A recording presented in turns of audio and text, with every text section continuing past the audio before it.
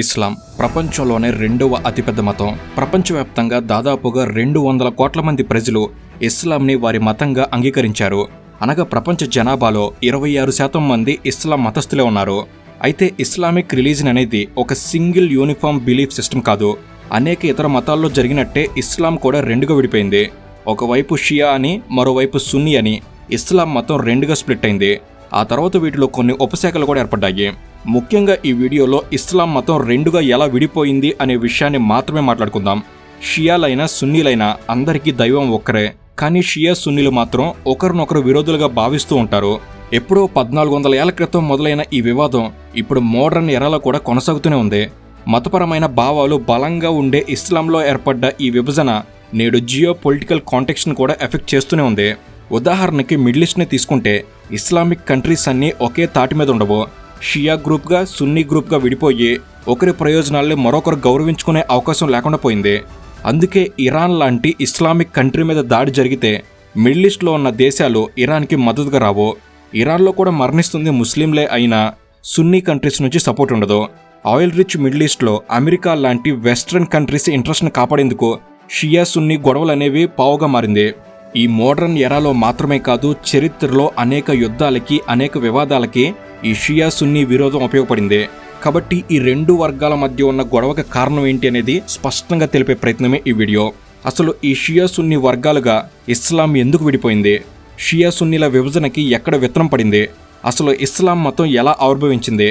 షియా సున్నీల మధ్య తేడా ఏంటి? ఇలా ప్రతి ఒక్క విషయాన్ని చాలా స్పష్టంగా ఈ వీడియోలో మీకోసం వివరించబోతున్నాం. ఎంతో విలువైన సమాచారం గల ఈ వీడియోని ఎండ్ వరకు మిస్ కాకండి. సో ఇక లేట్ చేయకుండా let's get into the video.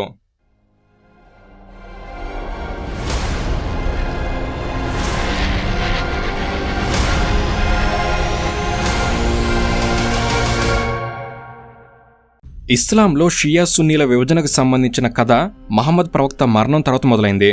Islam related విషయాల్ని మనం ఇక్కడ మాట్లాడుకుంటున్నప్పుడు క్రీస్తు పూర్వం, క్రీస్తు శకం అనే పదాలు ఉపయోగించకపోవడమే మంచిది. అందుకే ఈ వీడియోలో BCADకి బదులుగా CE/BCE అని మాట్లాడుకుందాం. CE అంటే కామన్ ఎరా అని, BCE అంటే బిఫోర్ కామన్ ఎరా అని అర్థం. CE/BCE అనేవి ఏ మతంతో సంబంధం లేకుండా సెక్యులర్గా ఉంటాయి కాబట్టి ఈ వీడియో వరకు అలా ప్రస్తావిద్దాం. ఇక వీడియోలోకి వస్తే ఇస్లాంలో షియా సున్నీ విభజన 632 CEలో మొదలైంది. ఇంకాస్త వెనక్కి వెళ్తే 570 CEలో మక్కాలో మహమ్మద్ ప్రవక్త జన్మించారు. మహమ్మద్ ప్రవక్త పుట్టుక కన్నా ముందే ఆయన తండ్రి అబ్దుల్లా గారు మరణించారు. ఈ కథ సింపుల్గా అర్థం కావడం కోసం ఈ పేర్లను సింపుల్ వేలో చెప్పడం జరుగుతుంది. ఉదాహరణకి మహమ్మద్ ప్రవక్త నాన్నగారి పూర్తి పేరు అబ్దుల్లా ఇబ్ను అబ్ద్ అల్ ముతాలిబ్. కానీ అందరికీ అర్థం కావడం కోసం ఆయన పేరుని కేవలం అబ్దుల్లా అని మాత్రమే ప్రస్తావించడం జరిగింది. దయచేసి ముస్లిం సోదరులు ఎవరైనా ఈ వీడియో చూస్తున్నట్లయితే మిగతా మతాల వారికి కూడా అర్థం చేసుకునేందుకు వీలుగా ఇలా తెలుపుతున్నామని కాస్త అర్థం చేసుకోండి. ఇక మహమ్మద్ ప్రవక్తకి 6 ఏళ్ల వయసు ఉన్నప్పుడు వారి తల్లి అమీనా గారు కూడా మరణించారు. అలా 6 ఏళ్ల నుంచే మహమ్మద్ ప్రవక్త అనాథగా మారారు.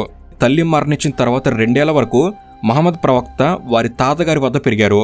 కానీ 578 CEలో ఆయన తాతగారు కూడా మరణించడంతో మహమ్మద్ ప్రవక్త తన చిన్నాన్న అబూ తాలిబ్ గారి వద్ద పెరిగారు. మహమ్మద్ ప్రవక్త చిన్నతనంలో మక్కా ప్రాంతంలో వివిధ రకాల మత విశ్వాసాలు, ఆచారాలు ఉండేవి. ఇక 610 CEలో మహమ్మద్ ప్రవక్త వయసు 40 ఏళ్ళు ఉన్నప్పుడు ఆయనకు గాబ్రియల్ అనే ఒక దేవదూత ప్రత్యక్షమయ్యి ఖురాన్ని బోధించి ఆ బోధనల్ని ప్రజలకు చెప్పాలని, ఆ దేవుడు తన సందేశాన్ని వినిపించేందుకు నిన్ను తన ప్రవక్తగా ఎంచుకున్నాడని చెప్పింది. మహమ్మద్ని తన ప్రవక్తగా ఎంచుకున్న దేవుడు అల్లా. ఆ అల్లా బోధనలు వినిపించేందుకు మహమ్మద్ ప్రవక్త కూడా అంగీకరించి 613 CE నుంచి ఇస్లాంని ప్రచారం చేయడం మొదలుపెట్టారు. మక్కా ప్రాంతంలో మహమ్మద్ ప్రవక్త ఇస్లాంని ప్రచారం చేయడం కన్నా ముందు కురేషి తెగవారు ఆ ప్రాంతాన్ని రూల్ చేసేవారు. వారంతా వివిధ రకాల దేవుళ్లను ఆరాధించేవారు, విగ్రహారాధన చేసేవారు. కానీ మహమ్మద్ ప్రవక్త ప్రచారం చేస్తున్న ఇస్లాం అనేది మోనోథీస్టిక్ రిలీజియన్. అంటే ఆ మతానికి ఒక్కరే దేవుడు, విగ్రహారాధన అనేది ఇస్లాంలో నిషిద్ధం. అయితే అప్పటి వరకు ఉన్న కురేషి మత విశ్వాసాలకి మహమ్మద్ ప్రవక్త బోధిస్తున్న ఇస్లాం మత విశ్వాసాలు పూర్తిగా విరుద్ధంగా ఉండేవి.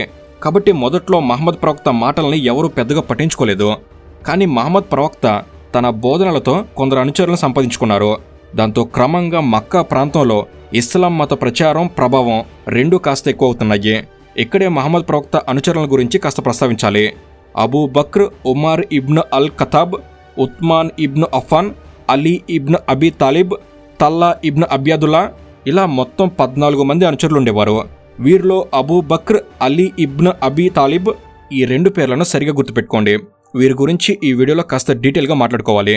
ఇక ఇస్లాం ప్రభావం అనేది పెరుగుతుండడంతో 622 CEలో మక్కాలోకి కురేషీ తెగవారు ఇస్లాంని ప్రచారం చేస్తున్న మహమ్మద్ ప్రవక్త మీద, అతని అనుచరుల మీద దాడులు చేయడం మొదలుపెట్టారు. దాంతో ఇదంతా చాలా పెద్ద వివాదంగా మారిపోయింది. తమ మత విశ్వాసాలని తప్పు అంటున్నందుకు మహమ్మద్ ప్రవక్తతో పాటు అతని అనుచరులను చంపేయాలని మక్కా ప్రాంతంలోని ట్రైబల్ తెగవారు నిర్ణయించుకున్నారు. దాంతో మహమ్మద్ ప్రవక్త తన అనుచరులతో పాటు మక్కా నుంచి మదీనాకు వెళ్ళిపోయారు. ఇలా మక్కా నుంచి మదీనాకు మహమ్మద్ ప్రవక్త, ఆయన అనుచరులు వలస వెళ్లడాన్ని హిజ్రా అంటారు. 622 మార్చి 13న మక్కాను వదిలి ప్రయాణం ప్రారంభించగా సెప్టెంబర్ 24న మహమ్మద్ ప్రవక్త తన అనుచరులతో మదీనాకు చేరుకున్నారు. ఇక మదీనాలో ఆన్సర్ తెగవారు ఉండేవారు.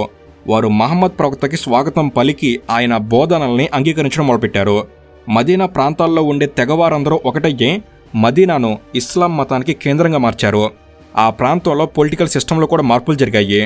అలా ఖురాన్ రూపుదిద్దుకుంది. ఖురాన్ ప్రకారం పాలన నడిచేది. అలా మదీనా అనేది మొట్టమొదటి ఇస్లామిక్ రాజ్యంగా మారింది.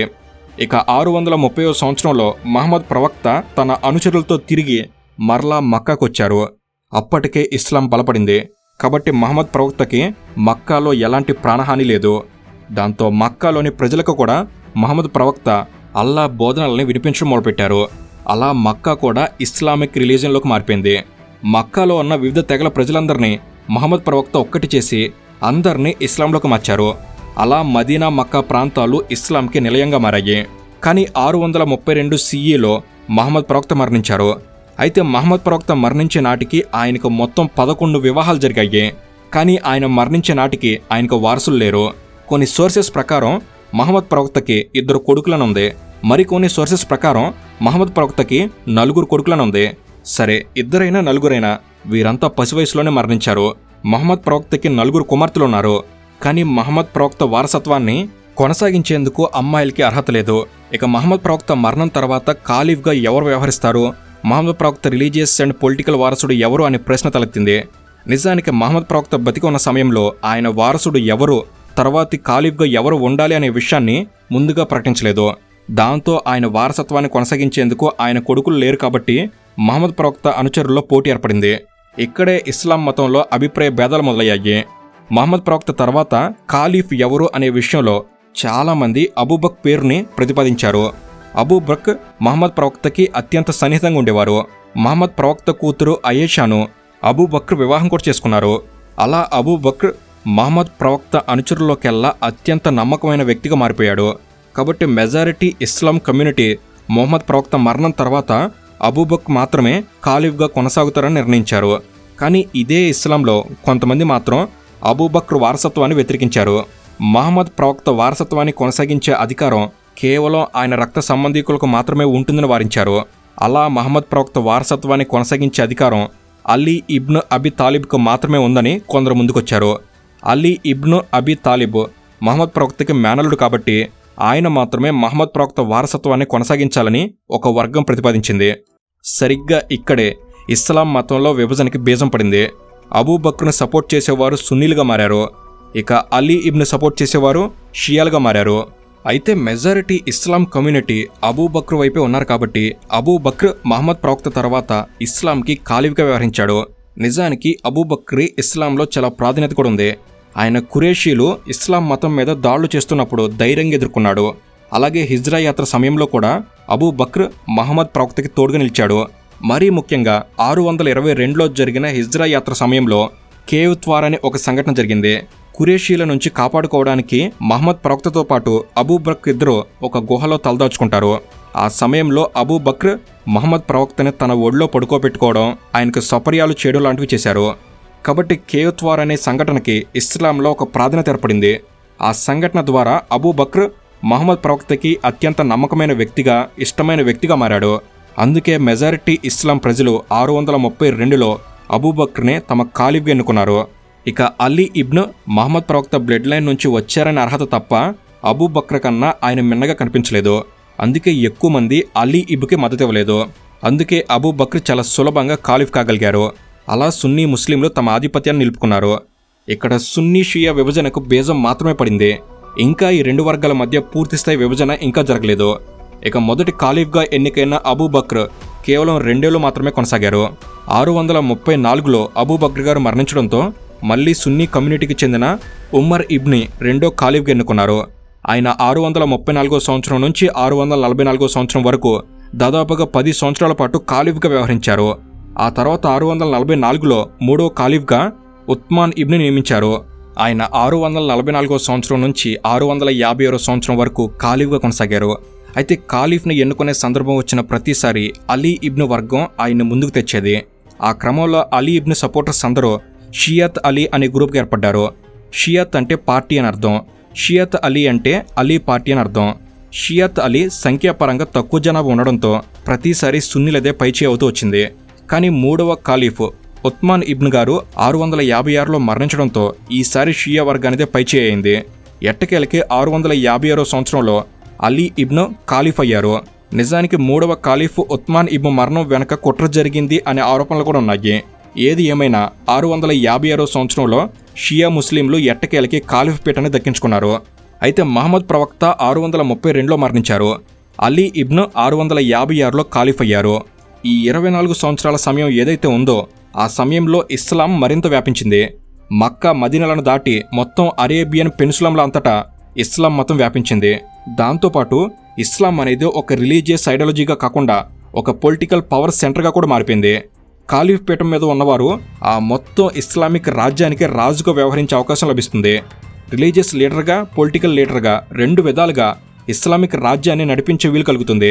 దాంతోపాటు ట్యాక్స్ కలెక్షన్, ట్రేడ్ ద్వారా వచ్చే ఆదాయం మీద కూడా ఖాలీఫ్ది అధికారం. కాబట్టి ఖాలీఫ్ పదవి పవర్ సెంటర్, మనీ సెంటర్గా మారడంతో ఖాలీఫ్ పీఠం మీద కుట్రలు మొదలయ్యాయి. నిజానికి మూడవ ఖాలీఫ్ ఉత్మాన్ ఇబ్ను మరణం వెనక కూడా కుట్ర ఉంది. కాబట్టి ఆయన మరణానికి కారణమైన వారిని శిక్షించాలని తిరుగుబాటు మొదలైంది. అలా అలీ ఇబ్ను పదవిలో ఉన్నంతకాలం సున్నీ వర్గం ఆయన వ్యతిరేకిస్తూనే ఉండేది. ఆ క్రమంలో 661 సంవత్సరంలో అలీ ఇబ్ని ప్రత్యర్థులు హత్య చేశారు. ఆ హత్య తర్వాత అలీ ఇబ్ను కొడుకులు హస్సన్, హుస్సేన్ వీరిద్దరూ తమ తండ్రి స్థానాన్ని ఆక్రమించుకోవాలని ప్రయత్నం చేశారు. అలా ఖాలీఫ్ పదవి కోసం పవర్ స్ట్రగుల్ మొదలైంది. తండ్రి మరణించిన వెంటనే తన పెద్ద కొడుకు హసన్ ఆ స్థానాన్ని భర్తీ చేస్తూ తనను తాను ఖాలీఫ్గా ప్రకటించుకున్నాడు. కానీ హసన్ వారసత్వానికి సిరియా వైపు నుంచి ప్రతిఘటన ఎదురైంది. ముఆవియా అనే ఉమాయద్ రాజు హసన్ వారసత్వాన్ని ఛాలెంజ్ చేస్తూ తిరుగుబాటు చేశారు. దాంతో ఆ ఖాళీపేటలో రక్తపాతం మొదలైంది. ఇక ఆ మారణ హోమాన్ని భరించలేక హసన్ ఖాలీఫ్ పీఠాన్ని ముఆవియాకి ఇచ్చేశాడు. దాంతో ఉమాయద్ వంశానికి చెందిన ముఆవియా ఖాలీఫ్గా కొనసాగాడు. ఉమాయద్ రాజవంశ పాలనని షియా వర్గం వ్యతిరేకిస్తూనే ఉండేది. ఆ సమయంలో మెజారిటీ షియా కమ్యూనిటీ అంతా క్రమంగా ఇరాక్, ఇరాన్ దాని చుట్టుపక్కల ప్రాంతాల వైపు మైగ్రేట్ అవుతూ ఉండేవారు. అయితే 680లో ముఆవియా మరణం తర్వాత అతని కొడుకు యాజిద్ ఖాలీఫ్ పదవిని దక్కించుకున్నాడు. ఖాలీఫ్ పదవి వారసత్వం ద్వారా రావడాన్ని అలీ ఇబ్ను చిన్న కొడుకు హుస్సేన్ తీవ్రంగా వ్యతిరేకించాడు. ఎందుకంటే అలీ ఇబ్ను మరణించిన తర్వాత వారసత్వంగా హసన్ పదవిని దక్కించుకుంటే ముఆవియా తిరుగుబాటు చేశారు. అలా చేసిన వారి కొడుకే మళ్లీ వారసత్వంగా పదవిని తీసుకునే ప్రయత్నం చేశారు. కాబట్టి అలీ ఇబ్ను చిన్న కొడుకు హుస్సేన్ యాజిద్ మీద తిరుగుబాటు ప్రకటించారు. నిజానికి 680 సంవత్సరంలో ఖాలీఫ్ మరియు ఉమాయద్ రాజు యాజిద్ మీద హుస్సేన్ తిరుగుబాటు ప్రకటించే నాటికి ఆయన అనుచరులు కేవలం 72 మంది మాత్రమే. కేవలం 72 మంది అనుచరులతో అర్ధబలం, అంగబలం ఉన్న యాజిద్ మీద యుద్ధానికి దిగడం అనేది సాహసమనే చెప్పాలి. ఈ సాహసభరిత యుద్ధం పేరే కరబాలా యుద్ధం. బ్యాటిల్ ఆఫ్ కరబాలాగా ప్రఖ్యాతిగాంచిన ఈ యుద్ధంలో హుస్సేన్ యాజిద్ సైన్యం చేతిలో దారుణంగా పరాజయం పాలయ్యాడు. ఆ యుద్ధంలో షియా డామినెన్స్ కోసం పరితపించిన హుస్సేన్ తల తెగిపడటం, ఆ తర్వాత ఆ యుద్ధంలో అమరులుగా ఉన్నవారిని అత్యంత అమానవీయంగా యాజిద్ సైన్యం డమాస్కస్ వరకు తీసుకెళ్లి వారిని చిత్రహింసలు పెట్టడం, ఇలా షియా కమ్యూనిటీకి ఇదో పెద్ద అవమానంగా మారిపోయింది. ప్రతి ఏటా ముస్లింలు జరుపుకునే మొహరం పండుగకు కూడా బీజం ఇక్కడే పడింది. కరబాలా యుద్ధంలో షియా డామినెన్స్ కోసం ప్రాణాలర్పించిన వీరుల త్యాగానికి గుర్తుగా మొహరం పండుగ జరుగుతుంది.